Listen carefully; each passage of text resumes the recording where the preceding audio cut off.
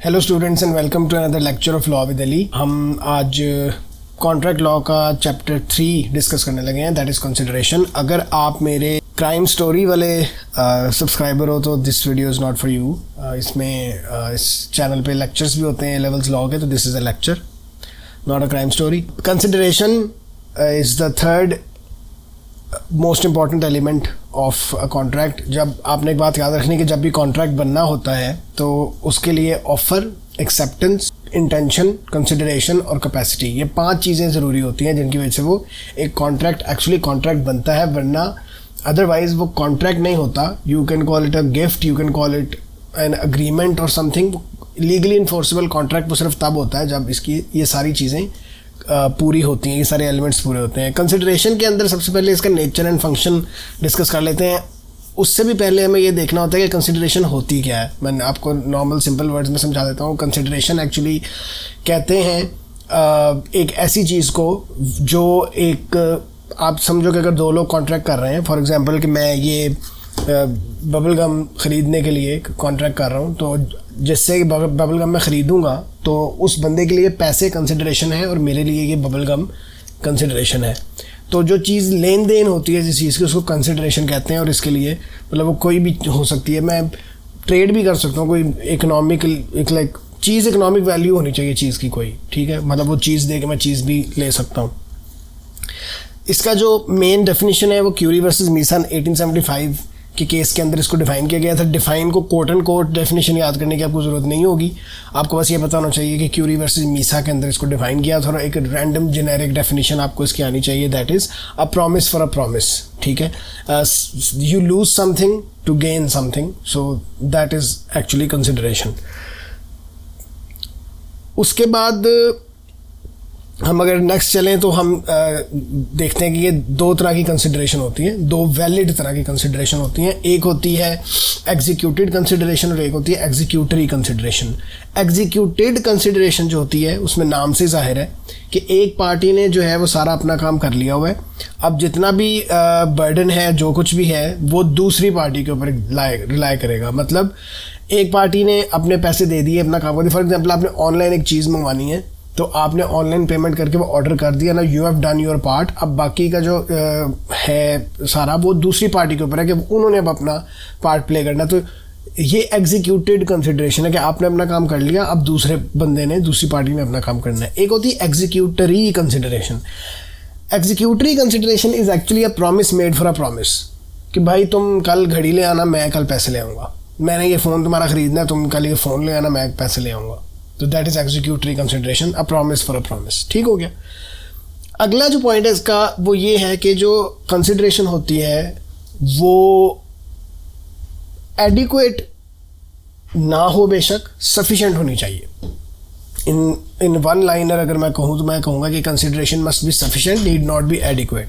तो कंसिडरेशन जो है वो सफिशेंट होनी चाहिए, एडिक्वेट होना या ना होना ज़रूरी नहीं है। वैसे भी वो कोर्ट्स का काम भी नहीं है कि वो डिसाइड करें कि कंसिडरेशन जो है वो एडिक्वेट है कि नहीं। फॉर एग्जांपल ये एक बॉटल है, ये अगर आप, एक कंपनी आपको कहती है कि हमने ये बॉटल 50, 60, 40 रुपीज़ में बेचनी है आपको, तो ये उनके लिए सफिशेंट कंसिडरेशन है। एडिक्वेट कंसिडरेशन का मतलब वो है कि आपको ये पता हो कि इस पे, इसकी मेकिंग में कितने पैसे की ये बनती है, कितना इसका प्रॉफिट होना चाहिए, प्रॉफिट वैलिड है नहीं है। तो ये बात कोर्ट्स का काम तो नहीं है ये डिसाइड करना। अब फॉर एग्जांपल मैं आपसे कह दूं कि मैं आपको ये बबल गम दे दूंगा, इसके बदले आप मुझे 1 रुपया दे दें, तो ठीक है, मेरे लिए 1 रुपया सफिशेंट कंसिडरेशन है, तो ठीक है, वो मेरी मर्ज़ी है।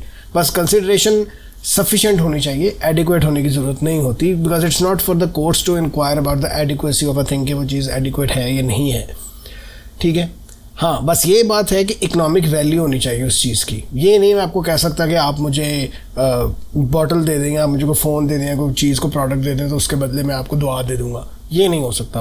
उसकी कोई इकोनॉमिक वैल्यू होनी चाहिए, रियल टेंजिबल चीज़ होनी चाहिए वो इकोनॉमिक वैल्यू वाली, ठीक है।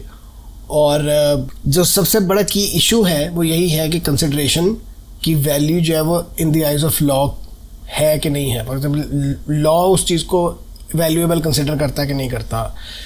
इससे हमें Nestle versus Chappell versus Nestle का केस है एक 1960 का, हम वो देख सकते हैं, जिसके अंदर नेस्ले वालों ने ये कहा था कि आप अगर चॉकलेट बार के 3 रैपर्स ले आएंगे तो उन रैपर्स के बदले जो विनाइल रिकॉर्ड 6 शिलिंग का है वो हम आपको 1 शिलिंग में दे देंगे। तो उनके लिए वो, वैसे तो उन चॉकलेट रैपर्स की कोई वर्थ नहीं है, लेकिन उनके लिए वो सफिशिएंट कंसिडरेशन है तो ठीक है, होगी।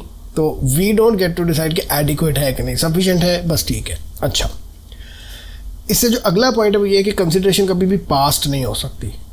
अब पास्ट कंसिडरेशन क्या चीज़ है? पास्ट कंसिडरेशन का मतलब ये है कि फॉर एग्जांपल मैं आपको एक सिनेरियो बना के समझाता हूँ, उस सिनेरियो के थ्रू आपको समझ आएगी कि पास्ट कंसिडरेशन होती क्या है। कि मैं फॉर एग्जांपल, एक बंदा है वो अपने घर के बाहर खड़ा हुआ है और परेशान खड़ा हुआ है, तो उसका नेबर बाहर निकल के पूछता है कि भाई तुम क्यों परेशान खड़े हुए हो? वो कहता है कि यार मेरी गाड़ी नहीं स्टार्ट हो रही तो मुझे जाना है, I have to catch a plane, तो मुझे एयरपोर्ट जाना है, पहुंचना है ज़रूरी। तो वो कहता है कि आओ भाई मैं तुम्हें छोड़ देता हूँ, इसमें ऐसी कौन सी बात है। अब without any agreement, without any शर्त उसने उसको गाड़ी में बिठाया और जाके छोड़ आया। अब जब वो गाड़ी से उतरा तो उसने उतर के कहा कि यार तुम मुझे छोड़ के आए हो, तो मतलब तुम मुझे छोड़ने आए हो तो तुमने बड़ा फेवर किया मुझे, तो मैं तुम्हारे लिए जब वापस आऊँगा ना तो कोई गिफ्ट लेके आऊँगा, घड़ी लेके आऊँगा तुम्हारे लिए अच्छी सी वहाँ से जहाँ मैं जा रहा हूँ। अब वो वापस आ जाते लेकिन उसके लिए कुछ भी नहीं लेके आता। अब द पॉइंट इज़ के जो बंदा छोड़ के आया था, क्या वो उस घड़ी के लिए उसको सू कर सकता है? नहीं कर सकता। क्यों नहीं कर सकता? क्योंकि उसने जो फेवर उसको दी थी वो उस घड़ी के बदले नहीं दी थी, वो ऑलरेडी पहले ही दे दी थी। तो वो कंसिडरेशन पास्ट हो गई, मतलब जो उसने कंसिडरेशन दी उसको छोड़ के आने वाली, दैट वाज पास्ट। उसके बाद किया गया promise is not a valid promise, ठीक है। यहाँ तो वो वहीं खड़ा होकर कह देता, दूसरा अगर सिनेरियो हम चेंज कर दें कि भाई मैं तुम्हें छोड़ के आऊँगा अगर तुम मेरे लिए फ़लानी चीज़ लेके आओगे, या then it is a legally enforceable contract, क्योंकि वो छोड़ के इसलिए आया क्योंकि उसको चीज़ चाहिए थी। ठीक हो गया। इसमें री मैकगार्डल का केस है और मतलब आपको उसका कॉन्सेप्ट पता होना चाहिए कि इसके अंदर कहानी क्या हुई क्या नहीं हुई। दैट मैं हमेशा कहता हूँ ज़्यादातर कि that is not that important. आपको कॉन्सेप्ट पता होना चाहिए कि एक प्रेसिडेंट के अंदर कॉन्सेप्ट क्या आया था, उसमें इस्टेब्लिश क्या हुआ था, ठीक है। एक बस केस है पुराना जिसके अंदर पास्ट कंसिडरेशन थी, वो 1615 का केस है, बहुत पुराना, लैम्पली वर्सेस ब्रैथवेट का केस है। उसके बाद ऐसा कोई प्रेसिडेंट हमारे पास आया नहीं है। ये एक ही प्रेसिडेंट है जिसके अंदर पास्ट कंसिडरेशन को कोर्ट ने वैलिड एज वैलिड रिगार्ड कर दिया था।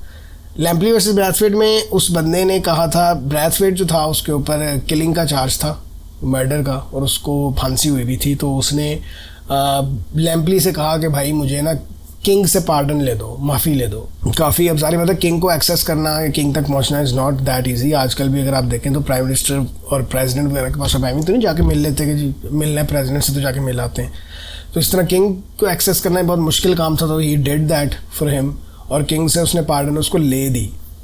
पार्डन लेने के बाद उसने बोला कि मैं तुम्हें 100 पाउंड्स दूंगा, मतलब खुशी में उसने बोल दिया कि आई पे यू 100 पाउंड्स, तुमने मेरा इतना बड़ा काम किया है, और बाद में उसने नहीं दिए। अब टेक्निकली स्पीकिंग पास कंसिडरेशन थी, उसने 100 पाउंड्स के लिए काम नहीं किया था, वो उसने बाद में आके बोला कि 100 पाउंड्स दूंगा। लेकिन सिंस वो काम इतना बड़ा था और एक प्रायर प्रॉमिस जो था वो एक बहुत बड़ा काम करने का था, तो जज कहता कि ये इम्प्लाई कर सकते हैं ऐसी सिचुएशन में हम के बाद में उसके लिए कोई पैसे पूसे देने होंगे या देंगे वो। तो this is the only case जिसके अंदर पास कंसिडरेशन 1615 की बात हो रही है कि उसके बाद कभी पास कंसिडरेशन ऐसे आपके सामने नहीं आती। नेक्स्ट पॉइंट इज़ कि कंसिडरेशन जो है it must move from the promisee, मतलब कंसिडरेशन वही एक दूसरे को लोग देते हैं जो जिनका आपस में कॉन्ट्रैक्ट होता है। फॉर एग्जांपल मैंने अगर आपसे कोई चीज़ खरीदी है तो you will give me the thing and I will give you the money. कोई थर्ड पार्टी बीच में आके केस नहीं कर सकती या कुछ डिमांड नहीं कर सकती। इसको प्रिविटी ऑफ कॉन्ट्रैक्ट रूल बोलते हैं, प्रिविटी ऑफ कॉन्ट्रैक्ट रूल, ठीक है, जिसका कहना है कि a person can not sue और be sued under a contract unless they have provided consideration. के जब तक किसी ने कोई ना कोई कंसिडरेशन प्रोवाइड ना की हो वो एक दूसरे को सू नहीं कर सकते। ट्वेडल वर्सेस एटकिंसन इसमें केस भी आता है। हुआ ये कि इस तरह अब थर्ड पार्टीज़ जो हैं उनको बिल्कुल ही निकाल देना कॉन्ट्रैक्ट से बाहर, वो आहिस्ता आहिस्ता, क्योंकि अब द वर्ल्ड चेंज्ड और काफ़ी कुछ चेंज हुआ। इसके बाद बहुत से इस तरह के कॉन्ट्रैक्ट्स आने लग गए जिसके अंदर थर्ड पार्टीज़ भी इन्वॉल्व होती हैं। तो ये बिल्कुल ही थर्ड पार्टी का राइट ना होना वाज अ बिट अनफेयर। तो काफ़ी ज़्यादा इस बात की क्रिटिसिज्म के बाद एक नया एक्ट आया था जिसको contracts rights of third parties act 1999 बोलते हैं। इसमें उन्होंने कहा था कि हाँ ठीक है, फाइन, कॉन्ट्रैक्ट के अंदर दो बातें ऐसी एक्सेप्शंस हो सकती हैं, दो चीज़ें, अगर ये हुई दो बातें तो थर्ड पार्टीज़ भी सू कर सकती हैं। वो दो बातें क्या थी कि यहाँ तो कॉन्ट्रैक्ट के अंदर एक्सप्रेसली प्रोवाइडेड हो, नाम लिखा हो किसी थर्ड पार्टी का, या वो थर्ड पार्टी उससे कोई ना कोई बेनिफिट डिराइव करती हो। तो इन दो सूरतों में थर्ड पार्टी भी बीच में, बेशक उन्होंने कोई कंसिडरेशन नहीं भी दी, they can sue for it. For example आप किसी को ऑनलाइन पेमेंट करके किसी शॉप के थ्रू किसी को गिफ्ट भिजवा देते हो, अब यू आर नॉट अवेलेबल और वो गिफ्ट, वो चीज़ वहाँ नहीं जाती and you have paid for it, तो वो थर्ड पार्टी वाला जो बंदा है उसने कोई कंसिडरेशन प्रोवाइड नहीं की हुई, तो पुराने रूल के मुताबिक तो वो कोई राइट है ही नहीं उसका केस करने का। लेकिन since now he is deriving some benefit from it, तो अब वो केस कर सकेगा इस बेस पे कि सिंस मुझे भी मेरा इंटरेस्ट शामिल है इस केस के अंदर, इस मैटर के अंदर, इस कॉन्ट्रैक्ट के अंदर, तो या वो चीज़ जो कि मुझे आनी थी तो आई डिज़र्व कि मुझे वो चीज़ मिले। अब जिस तरह कंसिडरेशन पास नहीं हो सकती और जिस तरह ये बाद में थर्ड पार्टी वाला चीज़ हमने पढ़ी, consideration must move from the promisor, उसकी एक्सेप्शन हमने पढ़ ली, contract rights of third parties act 1999। इसी तरह एग्जिस्टिंग ड्यूटी अगर हो किसी की, तो वो भी किसी नए कॉन्ट्रैक्ट के लिए नई कंसिडरेशन नहीं हो सकती, उसके बदले आप कंसिडरेशन और नहीं मांग सकते अगर वो आपकी एग्जिस्टिंग ड्यूटी है। फॉर एग्जाम्पल, पहले हमें ये होना चाहिए पहले हमें कि दो तरह की ड्यूटीज़ होती हैं एग्जिस्टिंग ड्यूटी। एक पब्लिक ड्यूटी होती है एग्जिस्टिंग, और एक प्राइवेट ड्यूटी होती है। पब्लिक मतलब गवर्नमेंट जॉब, और private versus private job.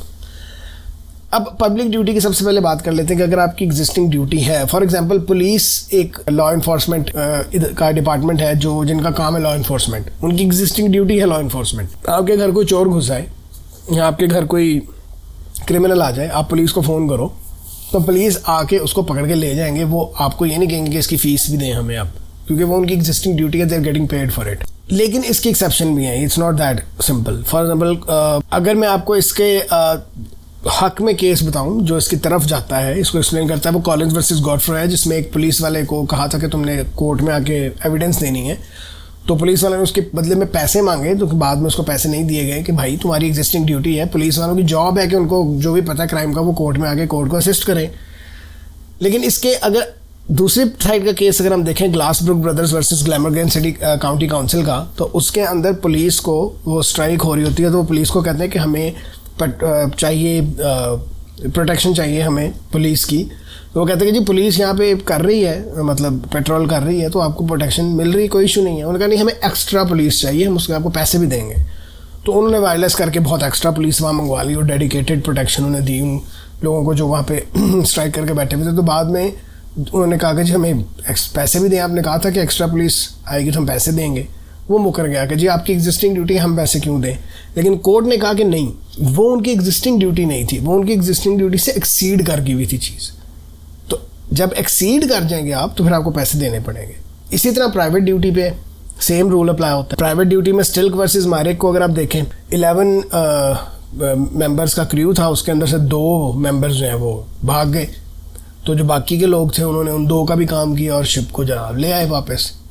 Captain ने कहा कि मैं एक्स्ट्रा पैसे दे दूंगा, कोई बात नहीं, लेकिन बाद में कैप्टन ने पैसे नहीं दिए। जब उन्होंने पैसे मांगे तो उन्होंने कहा कि जी पैसे बनते ही नहीं है, क्योंकि 2 लोगों का कितना का काम होगा जो आप लोगों ने संभाल लिया, कि आपकी एग्जिस्टिंग ड्यूटी थी, तो इसमें ऐसी कोई बात नहीं है।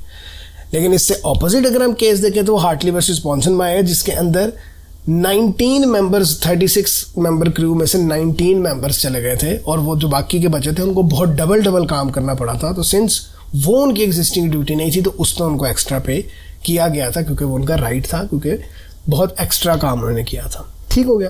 अच्छा, लेकिन इस एग्जिस्टिंग ड्यूटी के अंदर एक चीज़ मैं आपको और बता दूं, वो ये है कि फॉर एग्जांपल अगर आप किसी से ये डील करते हैं कि आप कोई 50 पाउंड्स या 100 पाउंड्स की घड़ी आपने किसी से खरीदी और आपने डील कर दी कि ठीक है भाई ये घड़ी 50 पाउंड्स में या 100 पाउंड्स में तुमने मुझे दे देनी है।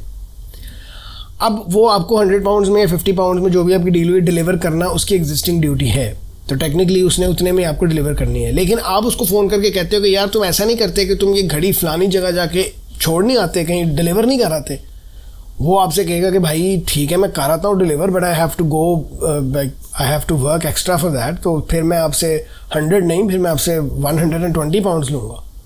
तो फिर आप उसको ये नहीं कह सकते नहीं भाई तुम्हारी एग्जिस्टिंग ड्यूटी है, तो इतनी कंसिडरेशन तुम्हें मिलेगी जितनी डिसाइड हुई थी। नहीं, सिंस वो आपके लिए एक्स्ट्रा काम कर रहा है तो वो उस पर एक्स्ट्रा पैसे मांग सकता है, क्योंकि अब वो सिर्फ आपको नहीं दे रहा चीज़, उसने वो चीज़ आपको देनी थी, अब वो एक थर्ड पार्टी को भी जाके चीज़ डिलीवर करके आ रहा है, तो उसका एक दूसरा कॉन्ट्रैक्ट थर्ड पार्टी के साथ भी बन रहा है, जिसके बदले वो ज़्यादा एक्स्ट्रा पैसे मांग सकता है। और प्रिवी काउंसिल ने भी ये अपनी रूलिंग दी थी पाओ ऑन वर्सेस लॉजिंग लॉन्ग की केस में, जो 1980 का केस है। उसके बाद एक और पॉइंट आता है, वो पॉइंट भी बहुत इंपॉर्टेंट है इस चैप्टर को लेके। एक कंट्रोवर्शियल केस है Williams versus Roffey Brothers and Nicholls Contractors Limited का, जिसको आप विलियम्स वर्सेस रॉफी ब्रदर्स तक भी लिख सकते हैं। 1990 का केस है। इस केस के मुताबिक थोड़ा सा ये वाला जो केस है ना, ये थोड़ा सा एक्चुअली स्टिल्क वर्सेस मायरिक के अगेंस्ट जाता है। जो प्रिंसिपल स्टिल्क वर्सेस मायरिक में डिसाइड हुआ था ना, ये उसके अगेंस्ट जाता है। वो ऐसे अगेंस्ट जाता है कि इसके अंदर फॉर एग्जांपल अगर आपने, मैं आपको एक सिनेरियो के थ्रू समझाता हूँ कि इसमें अगर आपने फॉर एग्जांपल कहा है कि भाई मैंने तुमसे गाड़ी खरीद ली, ठीक है, 50 लाख की एक गाड़ी खरीद ली और वो गाड़ी तुमने मुझे मंडे को डिलीवर करवा देनी है। अब आपने वो गाड़ी 55 लाख की आगे भी बेचनी है, आपकी पहले डील हुई है आगे भी। अब वो आपको कहता है कि यार मैं मंडे को नहीं पहुंचा सकता आपको, मैं आपको ये गाड़ी ट्यूसडे वेडनेसडे तक दूंगा। आप कहते हो भाई मेरी आगे डील हुई है, वो गाड़ी मैंने आगे बेचनी है, तो मेरी डील ख़त्म हो जाएगी अगर तुम मुझे मंडे को नहीं पहुंचाओगे। वो आपको कह देता है कि ठीक है, फिर अगर मैंने आपको मंडे को चाहिए तो मैं फिर 50 नहीं 51 लाख लूँगा। तो टेक्निकली स्पीकिंग सिंस आपका भी कोई मॉनेटरी बेनिफिट हो रहा है आगे, तो वो भी आपसे एक्स्ट्रा पैसे मांग सकता है। ये स्टिल्क वर्सेस मायरिक के प्रिंसिपल के अगेंस्ट है केस, लेकिन it is what it is, ये है केस। और ये बड़ा कंट्रोवर्शियल केस है, इसके ऊपर अभी भी एकेडमिक्स जो हैं वो ये बहस करते हैं कि भाई इस केस ने टेक्निकली स्टिल्क वर्सेस मायरिक और कंसिडरेशन के रूल को बहुत वीक कर दिया है। मतलब आपने जो एक बेसिक उसका रूल है कि जो एग्जिस्टिंग ड्यूटी है वो है ही है, वही रहनी है, उसको ख़राब कर दिया इस केस में। लेकिन but it is there. William versus Roffey Brothers ने भी यही हुआ था कि सिर्फ फाइन से बचने के लिए उन्होंने कहा था कि आपने इतने टाइम में फ्लैट्स बना के देने ही देने हैं, तो उन्होंने एक्स्ट्रा पैसे मांग के आपको इतने टाइम में फ्लैट्स चाहिए तो फिर हम इतने की जगह इतने पैसे लेंगे, ज़्यादा पैसे लेंगे। तो सिर्फ वो भी फाइन से बच रहे थे, उनको भी मॉनेटरी बेनिफिट हो रहा था, तो इन्होंने भी वो फिर जस्टिफाई हो जाता है कि आप ज़्यादा पैसे मांग सकते हो। इसके बारे में बहुत सी मतलब इसने बहुत सी डिबेट जनरेट कर दी है विलियम वर्सेस रॉफी ब्रदर्स ने, लीगल डिबेट इसके ऊपर। और बहुत से लोग कह रहे हैं कि ये जो है it actually weakens the law of consideration. और लेकिन अभी फ़िलहाल प्रॉब्लम यही है कि ये रूल को बहुत वेग और बहुत अनसर्टन सा बना देता है। लेकिन विलियम वर्सेस रॉफी ब्रदर्स का प्रेसिडेंट एग्जिस्ट करता है और इस पे इसके अकॉर्डिंग एक्स्ट्रा पैसे मांगे जा सकते हैं अगर दूसरी पार्टी को भी मॉनेटरी बेनिफिट हो रहा है। तो इसके साथ ही ये पार्ट 1 का लेक्चर हम ख़त्म करते हैं। और क्योंकि ये जो चैप्टर है ये इसी तरह पार्ट्स में आप डिवाइड कर सकते हो ख़ुद भी। ये पहला पार्ट है इस चैप्टर का, और दूसरा पार्ट जो है वो part payment of the debt और प्रॉमिसरी एस्टॉपल वाला पार्ट है। अगर इस चैप्टर से क्वेश्चन भी आता है तो या ये ऊपर वाले पार्ट का आता है जो हमने इस लेक्चर में पढ़ा, या दूसरे वाले पार्ट का आता है जो हम अगले लेक्चर में पढ़ेंगे, that is part payment of the debt और प्रॉमिसरी एस्टॉपल। ठीक है, तो अगले लेक्चर में हम part payment of the debt पढ़ेंगे। अभी सी यू।